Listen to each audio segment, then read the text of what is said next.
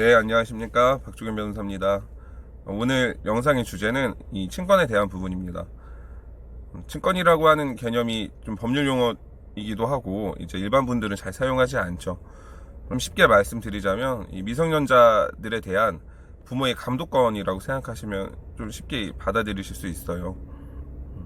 아무래도 미성년의 우리 아이들은 합리적인 판단을 하는 것이 좀 어려울 수 있습니다. 그래서 경험이 더 많은 이 부모가 좀 대신하게 해주는 그런 감독권한 내지는 뭐 동의권, 대리권 이런 식으로 표현을 하는데, 네, 이렇게 친권이 문제되는 거는 사실 이 부모가 이혼하지 않았을 때는 특별히 문제가 되지 않습니다. 우리 민법에서는 부모가 공동으로 친권을 행사하도록 하는 규정을 두고 있기 때문에 엄마 아빠가 이혼하지 않았다라고 하면 당연히 부모님이 공동친권을 행사하게 됩니다. 문제는 이제 어쩔 수 없는 사유로 인해서 이혼에 이르게 된 경우인데요. 이혼을 하게 되는 방법은 어떤 게 있습니까? 크게 이제 협의이혼과 재판상 이혼 두 가지 방법이 있겠죠. 어떤 방식으로 이혼을 하든가에 상관없이 친권자를 어떻게 할 것인지는 분명히 정해야 돼요. 보통은 엄마가 이제 아이들을 키운다고 하면은 엄마가 친권자 그리고 양육자, 이렇게 친권자 양육자는 하나로 합치되는 경우들이 많습니다. 문제는 이제 협의이혼을 하실 때가 이게 많이 문제가 되더라고요. 협의이혼 하실 때 공동친권으로 해놓으시는 분들이 많아요. 특히 뭐 오늘 예로 들면 이제 엄마가 친권자 양육자가 된다라는 전제에서 좀 말씀을 드릴게요. 이 아빠는 내가 친권을 포기해, 내가 친권자가 되지 않아. 아빠 입장에서 내가 친권자가 아니야, 이게 아빠와 자녀의 관계를 없애버리는 거 아닌가? 뭐 옛날 분들이 그런 말씀 하시잖아요. 야, 너 말 안 들으면은 뭐 호적에서 파내버릴 거야, 이런 개념을 좀 많이 생각들 하시더라고요. 양육비도 양보하고 면접교 수업도 다 원하는 대로 해줄게, 다만 공동친권을 양보 못해, 이렇게 말씀하시는 분들이 굉장히 많았어요. 그런데 친권의 개념은 아까 말씀드렸지만 친권과 양육권을 어떻게 행사할 것인지에 대한 가장 1차적인 기준은 이 아이들의 복지에 있습니다. 쉽게 말하면 누가 이런 권리를 행사하는 게 아이들에게 가장 유리한 것인지 그 기준이 된단 말이에요.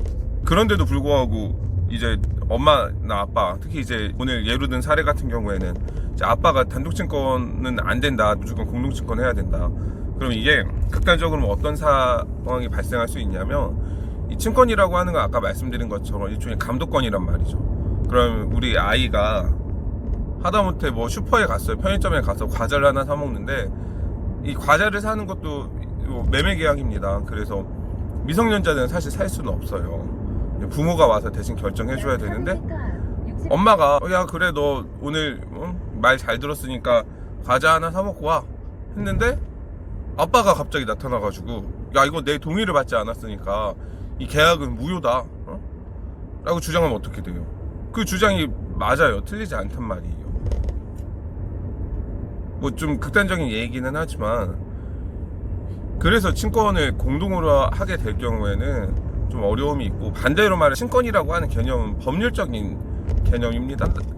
아빠인데가 아이들에 대해서 단독 친권으로 한다고 해서 아빠와 아들, 딸 관계가 없어지는 건 아니잖아요. 그건 뭐 이 부자 관계, 부녀 관계는 태어날 때부터 발생하는 거기 때문에 누가 친권자로 되어 있느냐, 뭐 단독 친권이냐 공동 친권이냐 이런 거는 현실에서는 크게 중요하지는 않단 말이죠. 그래서 뭐 재판상 이혼에서는 공동 친권을 인정하지 않아요. 아까 앞에서 말씀드린 이유들로 아이들에게 굉장히 불리하기 때문에. 문제는 이제 협의 이혼 하시는 분들에게 좀 많이 나타나고, 재판상 이혼 과정에서도 조정 절차를 거칠 때 내가 공동 친권만큼은 양보할 수 없다 이렇게 말씀하셔서 조정 자체가 이루어지지 않은 분들이 많습니다. 물론 판결로 가게 되면 일방적으로 한쪽의 친권과 양육자가 한쪽으로 다 결정되게 돼요. 그래서 어떻게 보면은 실익이 없는 부분을 가지고 다툼이 연속되는 측면이 없지 않나 생각이 듭니다. 제가 최근에